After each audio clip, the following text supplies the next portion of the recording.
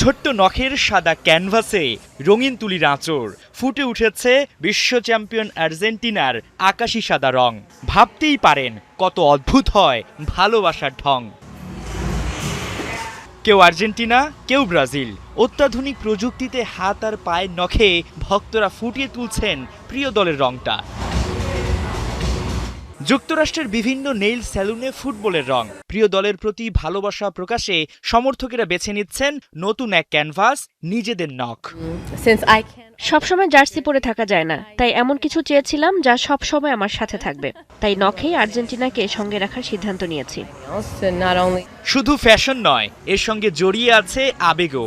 বিশ্ব চ্যাম্পিয়ন আর্জেন্টিনার সমর্থকদের কাছে পতাকার রং মানে স্মৃতি, গর্ব আর ভালোবাসা। জাতীয় সঙ্গীত বাজলেই আমরা আবেগ আপ্লুত হয়ে যাই। এটা শুধু দলকে সমর্থন নয়, একে অপরের সাথে সম্পর্ক তৈরির সেতুও বটে।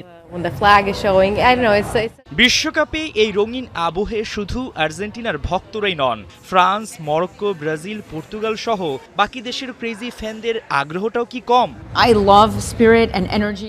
আমার দুটি দেশ, ফ্রান্স আর মরক্কো, তাই নিজের সঙ্গে সেই পতাকা ধারণ করতে ভালো লাগে।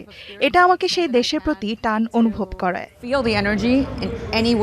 ওয়ার্ল্ড কাপের এই বাড়তি উন্মাদনাকে ঘিরে বিশেষ আয়োজন করেছে স্যালুনগুলো।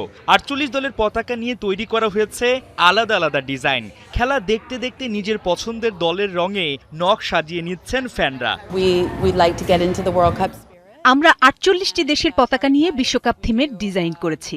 মানুষ এখানে এসে নিজের দলের পতাকা নখে আঁকাতে পারছে, একই সঙ্গে খেলা উপভোগ করছে।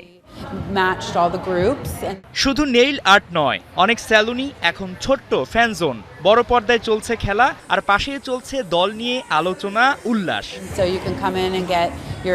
সবচেয়ে জনপ্রিয় ডিজাইন হচ্ছে জাপান, ব্রাজিল, আর্জেন্টিনা ও পর্তুগালের। সমর্থকেরা নিজেদের দেশের প্রতি সমর্থন দেখাতে এগুলোই বেশি বেছে নিচ্ছেন।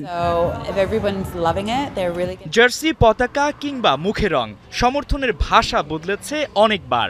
2026 বিশ্বকাপে সেই ভালোবাসার নতুন ক্যানভাস হয়ে উঠেছে নখ। ফুটবলের সবচেয়ে বড় উৎসবের রংটাই এখন আঙুলের ডগাতেও। হাসান সজীব, ৭১।